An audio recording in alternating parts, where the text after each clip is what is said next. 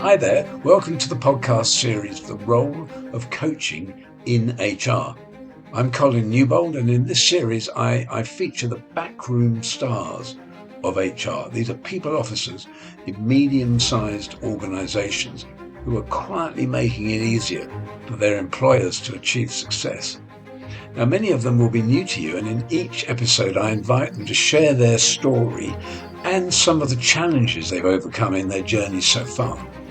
Now, the series is sponsored by the coaching platform findmecoaches.com, and so I also get my guests talking about what coaching they may have received, how they've used coaching in their careers, and how coaching is being deployed inside their organisation. I really hope you enjoy it. Let the episode begin.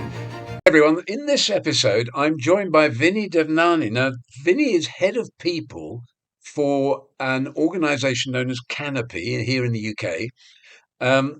Vini, welcome to you. Thank you. Nice to meet you again, Colin. Yeah, good to see you again. So I wonder if you could make yourself known to our audience in the way that, someone who knows you well, perhaps a colleague, might introduce you. Okay.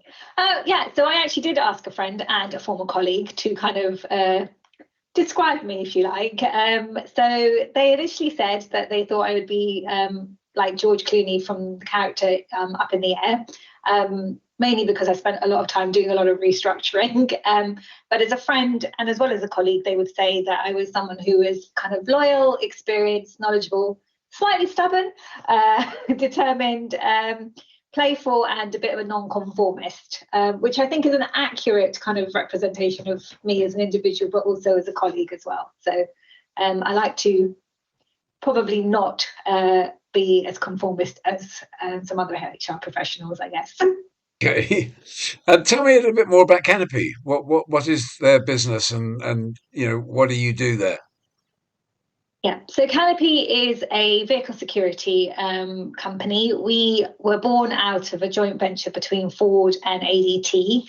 And the idea behind our kind of product is if you think of something like a Ring doorbell, Canopy would be your kind of vehicle equivalent of that. So it's powered by AI technology. We have a team of kind of engineers and kind of product people and designers that have kind of built this device. So it's very small, but it fits into your kind of vehicle. In the US, it's marketed on the F-150, and in the UK, it will be marketed on kind of our UK, like the transit vans, if you like. So you'll probably see them around. You know what a white transit van looks like.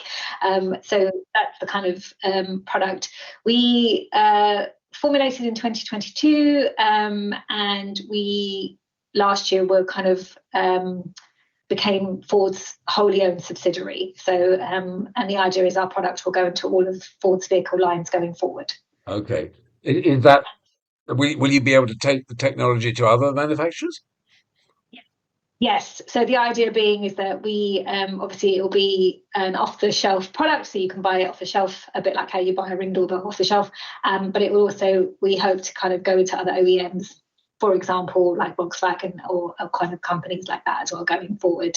And then I'm head of people. I essentially built Canopy's HR function from scratch. So we kind of took a number of staff out of Ford to form Canopy, and then since have hired. And I basically set the HR foundation for both the UK and the US entities. So we operate in Michigan and Detroit, and obviously in London in the UK. And how long ago was that? Did you say that Canopy started? So that it was in 2022. Yeah. Okay. So How many people are you now? we're about 150 globally across both entities, sort of thing. Majority of the team are in the US, so it's a 60-40 split between the two regions. So yeah, 150 globally, but like majority of the team are kind of US Are you based. responsible for both teams then? Yes, I am. Yeah.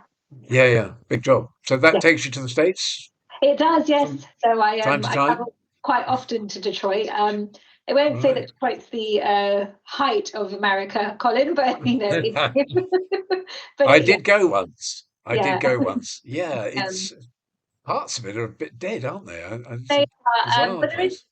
it was a massive kind of manufacturing kind of state, and then the manufacturing kind of pulled out of the state, and then however there is a lot of investment, so that you can see that they are trying to kind of build up Detroit Bring back it again, back. bring it back in Yeah, life again. It's a bit like Hackney, right? So Hackney didn't have anything, the Olympic Park win and things like that. So almost kind of the same kind of model. So, but Ford obviously have a big offering in the United States, and particularly Michigan and Detroit. So it kind of makes sense that Canopy would kind of be in that kind of area as well. yeah, yeah. And in fact, I'm a big fan of Motown. Of course, Motown was all about Detroit because the music Of came from course, yeah, Detroit. Um, yes. Good. So tell us about how you got into the role you have and, your career path up to date, Vinny. So yeah, so I guess, Colin, I'm going to be completely honest. This job was a whim. So I'll explain. So I started in HR, as you do as an administrator, a very long time ago. Now we won't talk about my age. But I worked my way up to kind of a HR manager. I then left after 10 years in my first permanent job. And I spent 14 years as a freelancer. So interim consultant, going into various different organizations between like private and public sector, lots of different companies, kind of focusing on restructuring and organizational design, kind of making a business operate more efficiently. Then obviously COVID happened, and I, being a freelancer, kind of roles kind of stopped because obviously companies were trying to save money. I saw this role with Ford. It was a 9-month contract, and I thought, I'll apply. And it was truly on a whim. And I guess the universe does things in mysterious ways, and I got the job. And they asked me to spin out this company from Ford. So I was within Ford for about 9 months before we spun it out. Probably one of the hardest jobs I've ever done, because trying to pull out an entity from a very massive kind of corporate company is no mean feat. But that's basically how I ended up doing this. And then they asked me to stay on and be the head of people for Canopy. And at the time, I've done 14 years of being a freelancer. So this was kind of, it was an interesting proposition because it was basically going into a permanent role, but I decided to stay, and yeah, I've been here for 3 years now. So yeah. So that's a big challenge, the one you just described. Is that probably the biggest challenge you've faced in your role, in your different roles in HR up till now? I think so, yes, because essentially I was kind of responsible for setting HR up. And previous companies, I've obviously gone into HR functions and yes, advised them on kind of how they could streamline processes and kind of policies, and obviously help the business with like their streamlining and reorganization, but actually having to do everything from the beginning. So, and when we talk about everything from the beginning, this is like starting policies, processes, contracts, procuring a payroll system, on a global scale. So I'm not trying to just do it for a UK It's like a entity. startup almost. Yeah, it is a completely startup environment, and decisions have to be made very quickly. You just have like everyone looking at you as the subject matter expert, so there isn't anyone to go to talk to. You are it. So yeah, but I've had an amazing time, and I've just built on that foundation over and over. So I think I'm really proud of the kind of work that I've kind of achieved with Canopy. Well done. I mean, what are some of the things that you've learned in that role? Um, so I've learned a lot of resilience. Things always don't go to plan. I've had to coach very young managers, people that have come out from this is their second job, and who've been given big teams and being told, well, you need to start managing them. And so a lot of kind of coaching and kind of making people kind of have that difficult conversation in some cases, or kind of making sure that they are enabled as themselves as individuals to be able to step up into that new role. It's very difficult, Colin, because when you come from the same level as everyone else and you are friends, I guess, to take a step back from that friendship and say, actually I'm now kind of your lead and I need you to operate in a different way. So that, and they are a very young group of individuals I work with. So, I know, like I said, I won't go into my age, but like we're talking someone, the youngest is like 25, the oldest is 31. So they come from a different generation as well. So, so that's also been a challenge because, it's not a free for all. There is like, you do need to follow some kind of process. You do need to follow some kind of policy. And, we're not in a kindergarten, if you like. But on and obviously managing that on two different like regions, two different time zones, and working with an entire leadership team that is US based. All of those things have probably been really challenging, but also really exciting as well. Had a benefit of having really good relationships with my ELT, even though they're US based, and I'm a trusted partner for them. So I think that's also helped, because it can get quite challenging when you're on not only two different time zones, but also two different countries that operate completely different from a HR perspective. How much did all that freelance working that you did beforehand, how much did that prepare you for this? I think for me, I was really lucky because a lot of the freelancing roles that I undertook were working with senior management. So I'm able to develop kind of really good relationships very quickly, and obviously push back in a respectful way, because it's important that if you are pushing back, you are respectful about the way that you are doing it. And I think that's really helped me. And I also used a coach because if you'd met me about 20 years ago, I was probably quite timid and couldn't like articulate myself and bring myself to have that difficult conversation. But I've used coaching as well as an individual to, like I said, respectfully challenge and show the benefits, but also like the pitfalls of kind of the decisions that are being taken by the business. And I think being able to, I guess I approached Canopy a bit like I did all my other freelancing contracts. This is a short-term project, so I'm there to kind of deliver the best I can. And so I didn't. When you work in HR, sometimes when you're in a permanent role, I think you feel like you have to kind of conform or do what the business wants. When I approached it a bit more like, well, you've brought me in as a subject matter expert, so this is how I'm going to advise you to do it. And if you don't want to do that, that's absolutely fine. But these are the risks that I need to kind of make sure that you are aware of, so that going forward, we're all understanding and we're on the same page about what we're doing. And so I think that honestly did help, because I didn't ever treat it like I'm a permanent employee. I treated it as if I was freelancing for them.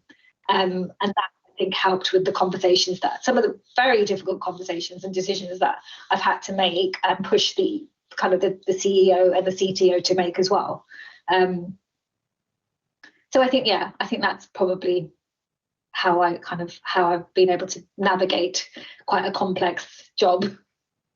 Sounds it. Well, it sounds as though that preparation that you did, by freelancing, has prepared you well, and you took an interesting approach to the role, which, as you say, is you treated it as if you were brought in as a consultant, I guess, and then formed a team around you, and created an HR business within Canopy. Well done. Now, you've mentioned coaching a couple of times. Now, this podcast series is sponsored by the coaching platform findmecoaches.com. Yeah. I'd like to ask you, coaching can look like, a lot of different things in organizations. How do you think about coaching, Vini? For me, coaching is getting to the individual to get to the answer, rather than telling them what to do. It's too easy, I think, for managers, individuals, to even your friends to kind of, well, this is what you should do. I think that if you coach well, you actually get the individual to get to that space themselves by asking them a series of questions which elicits kind of thinking. So you're not telling them what to do, but you're kind of using questioning and using kind of, well, what would happen in this scenario, to get them to have a thought process and really think about, is that the right decision to make? Is that what I really want to do? Is that the goal I want to set? Am I really achieving in the way that I should be, sort of thing? I think coaching is really beneficial if you do it right. And like I said, it's to do with getting that individual to that space as well, because I fundamentally believe if you can get that individual to that space, they are more likely to buy into the decision than if you tell them what to do. And don't get me wrong, Colin, there is sometimes in a situation, including work, where you do have to tell that individual what to do, especially if there's a performance issue. But I believe that if you can kind of get them to that space where they're like recognizing it themselves, they are more likely to buy into trying to improve than you kind of saying, well, you're just not doing it well enough. And so like coaching done right will get you the most positive outcome. Coaching done wrong, mirage of problems, I believe. For you, it's more about the quality of the questioning. Yeah. And as you say, once they come up with a solution, they'll take better ownership of it than if you did. Yeah. Yeah. I mean, and obviously provide them the tools. You can provide them like, support systems or kind of templates or, like questions and thought, like to think about. It's a bit like journaling, like prompts and stuff. But I do believe that individual does have to get it there themselves, because their mindset will then change internally. Whereas if you're just telling them what to do, they'll be like, oh, well, I did that because you told me to. Yeah, absolutely. But did you want to do that? You know what I mean? So yeah, for me, it's really important that the individual takes ownership. Many organizations, certainly the ones that I've been talking to in these podcasts, they're encouraging managers to be more coach-like, have more coaching style conversations with their teams. But first, in your experience, what kind of impact does helping managers to be better coaches, what kind of impact does that have, do you think? I think, so I've actually had to do this at Canopy. So I've had managers that come to me and they said, oh, I can't get this person to do this work, or I can't seem to be able to have a performance conversation with this individual without it getting tense. And I'm like, well, how are you approaching it? They're like, well, I'm just telling them. And I'm like, okay, well, let's think about that. What I do is I try to coach them into like looking at their behavior, looking at kind of how they are approaching that conversation, so that they can then better reflect on whether or not that's the right approach. I think if a manager has a coaching conversation with an individual, and like I said, it doesn't always work because there are sometimes that you do need to have a difficult conversation. I think you can have a better relationship between the manager and the individual, but you're both on the same page. So I kind of encourage my managers to think about the questions that they want to ask. Why do they want to ask them? What are they hoping to elicit from that employee through those questions? And what do they kind of want the outcome to be of that conversation with their employee? And so if they can frame their questions like that, then I think that then leads to a better conversation with the employee. And obviously, every conversation is different. You don't know how people are going to react. People are like human beings will all react differently depending on the situation. But I try and kind of use that framework so that they can go in better equipped to have that kind of conversation with their employee. I think it's, not everyone buys into like having a coaching conversation. Like some people will say, well, we just need to be direct and, you need to read off a script and, you need to tell them how it is. But I do think moving towards that trend is much better than kind of trying to have that kind of stick approach rather than, I think the carrot approach is always better, if I'm honest. Yeah. And I mean, you've described some resistance there. Yeah. What other challenges have you come across when trying to develop managers and coaches?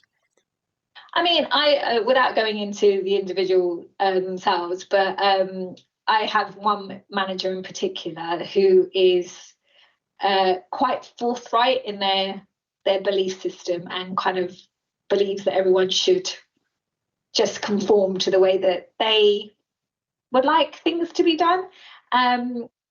And what I've tried, I've had a couple of conversations with this individual, and I'm like, okay, so you've tried this forthright approach. You've seen the reaction that you're getting. Do you think that actually you're actually achieving anything by doing it this way. Like, what are you achieving essentially? So I'm trying to get them to think about their behavior, and actually, is it getting the outcome that they want? They were like, well, they're listening to me. I'm like, yes, but are they respecting you? Because that's a difference. Listening to someone and respecting them are two different things. I said, yes, they will do what you want them to because you're their manager, but are you developing that relationship with them that you keep saying that you want in the approach that you are using? Have I got him to that space where he's kind of seeing it? Maybe, maybe not. I don't know. Like, some days I think to myself, oh, I've got there. And some days I'm like, oh, we're back to square one again. But I think if you continue to, I think part of coaching is it's continuous, right? It doesn't just stop. You don't stop coaching someone. Like, coaching doesn't have a finite, 6 weeks of coaching, you're fine, off you go, sort of thing. Like, I think there needs to be a recognition that coaching, it's a journey, not a destination. Yeah, for sure. And I think a lot of people think, oh, well, I've had 6 weeks of coaching, it's all good. And I'm like, no, that doesn't work like that. It's what you take from that as well that's important. Yeah, it's interesting that in transactional analysis, you may know this. There's a game that people play called Guess My List, which is one of the dangers when you adopt this sort of questioning style as a coach, that they just want you to tell them, and in a way, it's a game that you're playing to get them there. What have you discovered about that process and maybe accelerating it? So what I try to ask my manager, and what I try to do myself, is kind of tailor that questioning, I guess, to the individual, because it's very easy to have the same questions, right? It's like tick, tick, tick, tick, tick, they've got the outcome, but actually you're not listening to the individual and what they're saying. So it's important, like, you listen to that individual and then tailor your questioning to the response that you're receiving, because they might be, they may say they have a problem with X, and actually what they really have a problem with is Y, but you're focusing on X and you're not listening to actually the Y that's coming out of their mouth, and so you're not getting them to the outcome. And so that's why sometimes coaching fails, because people are like, well, it didn't work because I didn't feel like I got the benefit, or I was still no better off. So I think you really need to listen in order to tailor your conversation to that individual and that circumstance, rather than kind of having that checkbox analysis that people, oh, here's my. Yeah, great idea. Yeah, and then they feel heard, which is so important. Yes. Yeah. So what else can organizations do to embed coaching into their culture, do you think? Well, I think what I've tried to do with Canopy is not use it as a performance management tool, but more use it as a development tool. So we do performance management, which is about kind of how you're performing against your goals and your, and our value system. And then you have a development element of it, which is like how do you want to improve, or what do you want to improve from a development side? And for me, the coaching element is more important on the development side. So it could be like for anything, they want to develop a skill. Well, how do you kind of encourage them to kind of go out? And so I'll give my example to you, Colin. I'm not very good at public speaking. I can go in front of a load of people and I can just freeze up and not able to articulate, and I'll have a presentation, I'll end up reading off it. Part of what I wanted to kind of do was kind of be more confident in delivering something to my teams, but also to our ELT, without having to read off a PowerPoint, if you like. So one of the things that I did was I spoke to my coach, and he's like, well, what could you do? And I was like, I don't know how to get better. He's like, you do? You just he goes, what do you think you need to do to be able to kind of get to that space? And I was like, probably practice more and actually open myself up to more opportunities, because I would always shy away from presenting because I was worried about how I was going to come across. And he's like, well, there you go. He said, so why don't you try that? Why don't you try and do a bit more presentation? And I did. And so, I took the lead on lots of different presentations, and, it took a little bit of time, but I got there. So I now feel more confident around it. So I think if you can use coaching in a development perspective and have that kind of conversation around development, and don't get me wrong, you do need to use it in a performance process as well, but I think the development side of it's really important. And I think that's where I think individuals as well as managers buy into it more, because they can see that they're developing themselves as individuals, but the employee feels like they're developing themselves as an individual as well. So I think for me, that's where it needs to focus. Absolutely right. And of course, development leads to employee retention, which of course is a big issue today. Yeah. But it also leads to opportunities to grow their role, grow themselves as promotions, kind of moving up the ladder, if you like. Yeah, for sure. So I think it's a really useful tool for that as well. By the way, something I used to teach when I was first starting in sort of L&D, learning and development, I was doing quite a lot of public speaking training. And I remember thinking that the key to public speaking is to focus on the audience rather than on yourself. I think most people are so worried about their performance, their what they're going to say and the way they're going to come across, they forget that actually this is about the audience. Because if it wasn't about the audience, you just send them that in a PowerPoint. The idea is you're trying to influence something here. You're trying to change people's minds. And the way you do that is by focusing on their needs, focusing on the audience rather than on yourself. And then, of course, you become less self-conscious in the process. But well done for that. Now, my question here is all about AI, because I'm guessing that you are just as aware of the influence and the impact of AI. It's happening very fast. The advancements are coming, very quickly. I just wondered, what kind of impact do you think that AI is going to have on leadership and employee development? That's an interesting question, actually. So I don't think AI will ever replace the human element of HR, because I know it's funny because earlier on I kind of Googled something and the AI narrative comes on, and my son was sitting next to me and he was like, "Oh, don't believe the AI thing, Mum." He goes, "Look at the actual website."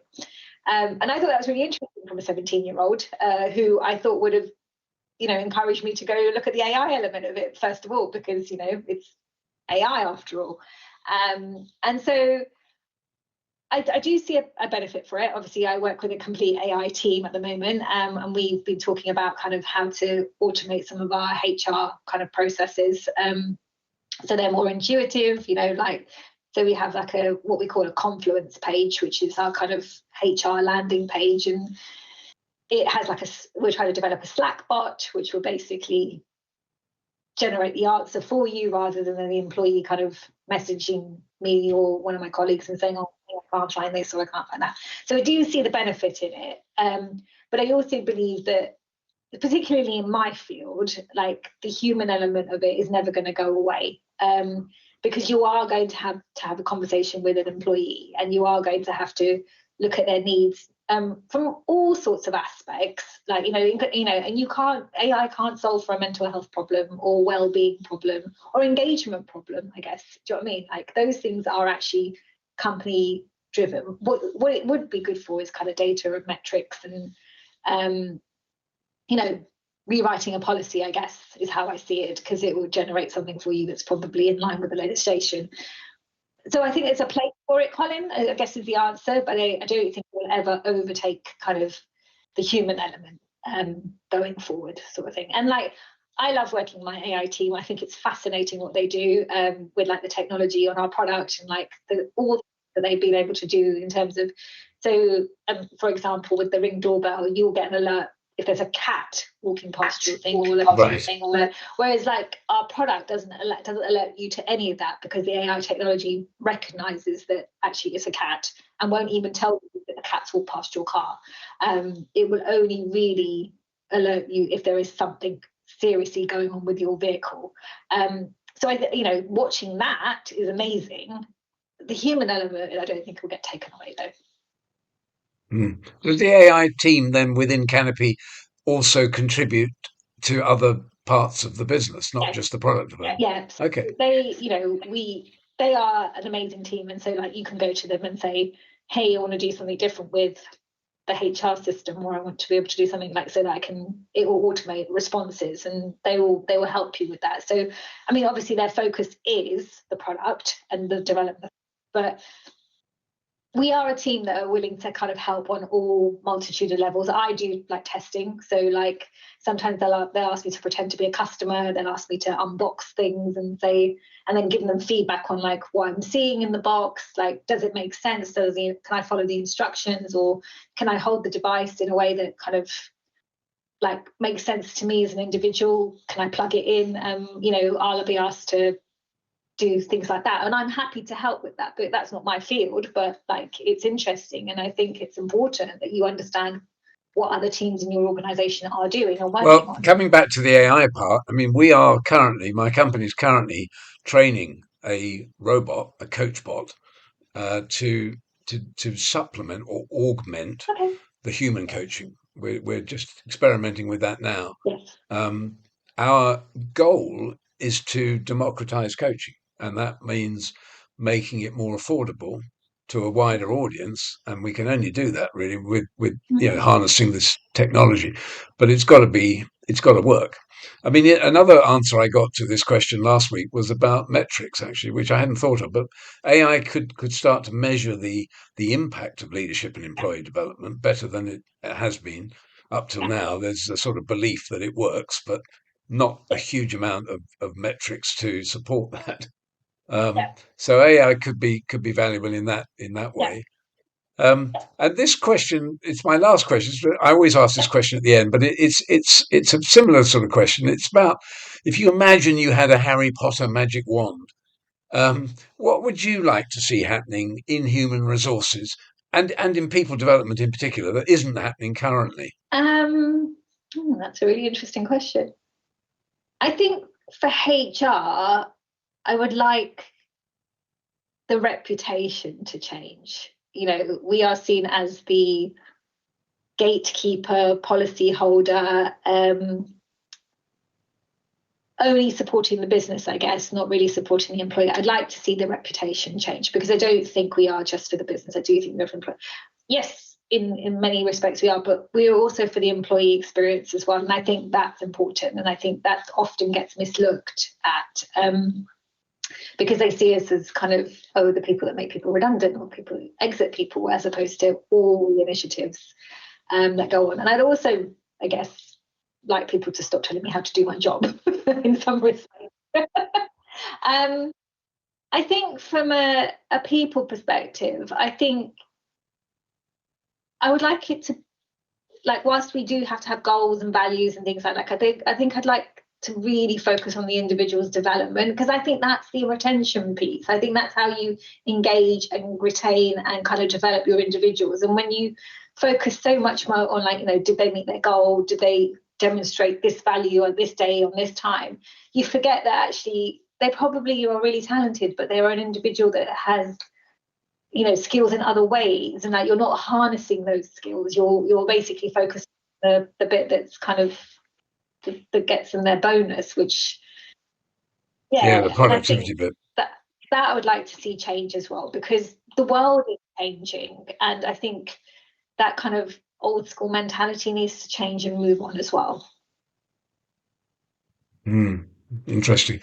Coming back to that first answer you gave, changing reputation. Do you guys have a seat at the strategy table in Canopy? We do. Yes. Yeah. So you can input into strategy. They ask your opinion.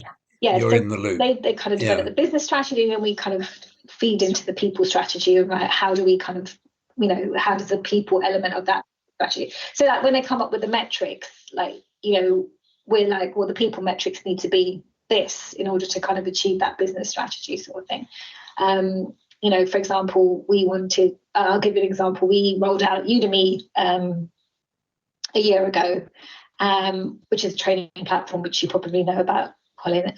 And we want 100% adoption, but with at least everyone kind of logging in once and doing something that wasn't a corporate course, because obviously you can log in and do all the corporate courses, but we wanted them to engage and adopt. And so we did, like, engagement surveys and constantly reminders, kind of like, Udemy's there. So, and actually, by the end of the year, we did get 100% adoption of Udemy, and actually, it's one of the most used tools in the organisation. So, it's really important that you do have a kind of voice at the table to be able to kind of do things like.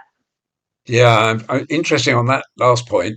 The guy I spoke to last week, he was saying that really we should treat HR more as a product and we should market it accordingly, which is a good Fully point. I agree. mean, but I can tell you that strategy was the involvement of HR in strategy wasn't always the case. So there's been a lot of progression in the last few years. But I do think that there's a long way to go because, again, HR is still viewed. I mean, I don't know if you've heard the analogy, but sometimes we refer to it as human remains. No, I haven't heard that. That's not great. Yes.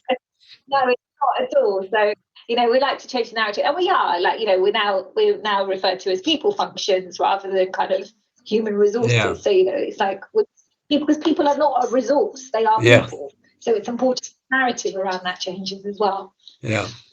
Well, look, that's amazing. Thank you so much for sharing your insights, your wisdom. Vinny, thanks for giving up time as well to be on the podcast series. And I wish you well with the future of your career in Canopy. Sounds exciting. Thank you so much, Colin, and thank you for taking the time to interview me. I appreciate it. Lovely to see you. Bye for now. Take care. Bye. Well, I hope you enjoyed that insight into my guest and their organisation and the role of coaching there. Now, the series is sponsored by the coaching platform findmecoaches.com. And if you want to find out more about how you can access our community of coaches, then I invite you to check out our website at www.findmecoaches.com. Or you can email info@findmecoaches.com.